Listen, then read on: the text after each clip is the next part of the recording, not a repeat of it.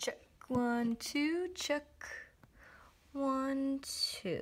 All right. Lesson 119. Dividing by a decimal number. So we've learned dividing by a whole number, like in this one, in this problem. Today we're going to learn about dividing by a decimal, like in this problem. So I've got two sayings up here that, yes, I do want you to write. The first one is, when a decimal, ooh, I don't know about this pen. Somebody has been pushing it way too hard. Let me grab another one. When a decimal is on the side, slide. We will be learning that today. And this one is one I haven't ever taught you this saying, but you know how to do it. When a decimal is in the house, raise the roof. Okay, so that's saying right here, when the decimal's in the house, all you do is raise it to the roof, okay, if this was the house. So we'll do both of these problems so you can see how they're different. This one, the difference is that this is dividing by a whole number and that is dividing by a decimal. So dividing by a whole number, we know 3 can go into 0, 0 times. 3 can go into 1, 0 times. But 3 can go into 12, 3, 6, 9, 12, 4 times. So our answer is 4/100ths. That looks a little familiar, does it not? Maybe you did it yesterday. And in this one, this is the first one. When a decimal is on the side, see, it's on the side, not in the house, it's on the side. Slide, that's saying you make that a whole number, okay? 3.0 instead of 0.3. All right, so 3, and the rule is, like you will see on our decimal chart, we know this decimal chart. It's operation plus or minus, okay? So this is decimals. When you're working with decimals, yes, you're going to say, Miss Sparks, do I have to write this chart again? And I would say, yes, my dear, you do. So you have addition or subtraction. You line up your decimals, okay? This chart is what Allison or whoever your note checker is will be checking. This year it's Allison. Next year, who knows who it will be. And the year after that, who even knows? Okay, so you are going to line up your decimals, okay? When you add or subtract, you just keep your whole numbers over here, decimal numbers over here. For multiplication, you multiply, then count, okay? You have 1 after the decimal, 1 after the decimal, which is 1 and 2. So in your answer, you move your decimal over 1, then 2 spaces, okay? When you're dividing by a whole number, that's what this is over here, a whole number, then you just raise the roof. That's what this saying is. And then when you're dividing by a whole, this is by a decimal. I don't know why it says whole decimal.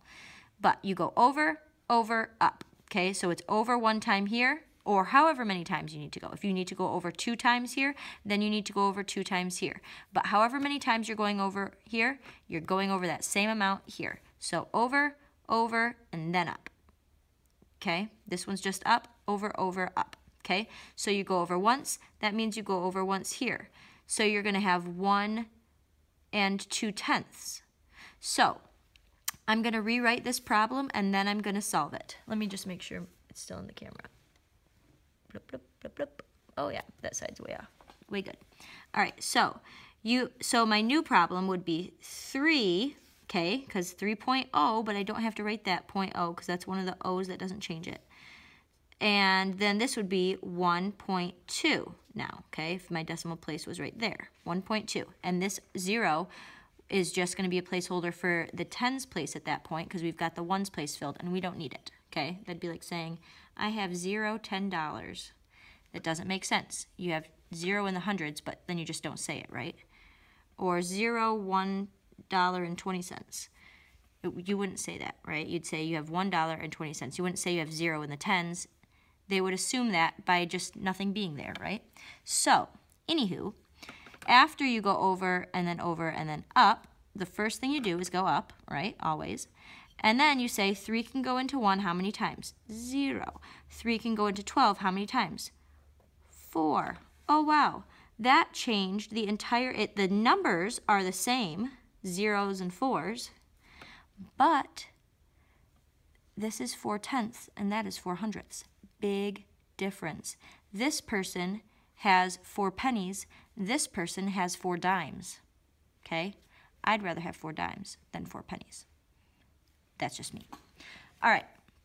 So after you have completed writing this lovely decimal chart, okay, then we're going to go on to example 1. So the first thing you do, over, up. Okay, so 6 can go into 2 0 times. 6 can go into 23, 6, 12, 18, 24. Ooh, can't go in 4 times. You can go in 3 times, and you would subtract 18, okay, and then 5 would come down, and then your 4 would be brought down. So you'd have how many times can 6 go into 54? And then you would realize it's 9 times. 0, and as long as you get a 0 at the bottom, you are all set. Okay? So, moving on to this one. Over, up. Okay? 3 can go into 0 0 times. 3 can go into 4 1 time. Take away 3. You have 1. Bring your 2 down. 12, 3, 6, 9, 12. 4. 1 and 4/10. Okay? I hope that this makes sense to you. The beautiful thing about Saxon math is that it teaches you one step at a time. Okay? So we learned this one, then we learned this one, then we learned this one. Now we're learning this one. Okay? And look at this. We only have one lesson left. 120, and that's it. So I was able to fit the lesson practice on here. Let me go over it with you. A, 3/10 going into 1 and 2/10. Or should I say 42/100 divided by 3/10? I don't know which way you prefer me to say it. So I'm just going to read it this way instead of reading it by divided by. Okay, so I'm going to say 1 and 2/10 going into 24/100. 4/10 going into 24/100. 4/10 going into 56/100. Oh, I'm sorry. 5 and 6/10. 1 and 2/10 going into 3 and 6/10. G. 6/10 going into 2 and 4/10. 5/10 going into 0 and 125 thousandths.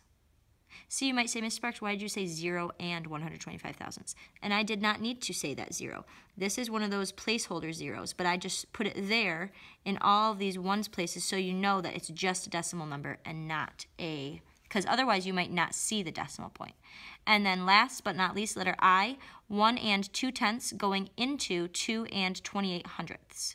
All right, you guys have a great day. Listen, for real, if you have any questions about this lesson or lesson 118 or any lesson we've had, just write down your question at the bottom of your paper, okay? That way, tomorrow when you pull out the notes for us to look at them to make sure that they're done, you can be like, oh yeah, by the way, and just circle your question right here. You have a question, be like, oh yeah, by the way, Miss Sparks, I don't really get moving the decimal up. So how do you know? Blah, blah, blah. And I would say, oh, you know what? That's a great question. Let me go over that with you.